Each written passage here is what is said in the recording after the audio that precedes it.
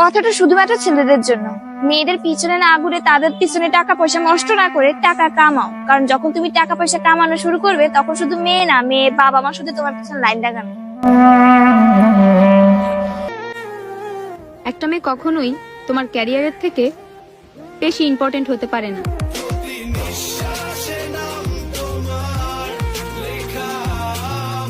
তুমি ব্লক করে দাও আমাকে। নিচে দিলেই পারো, আমাকে কেন বলো?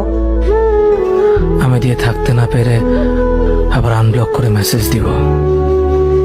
আমি জানি তুমি দিলে আর কোনোদিন আনব্লক করবে না। খোঁজ নেওয়ার দরকার নেই, মনে পড়লে ভেবে নিও ভালো আছি।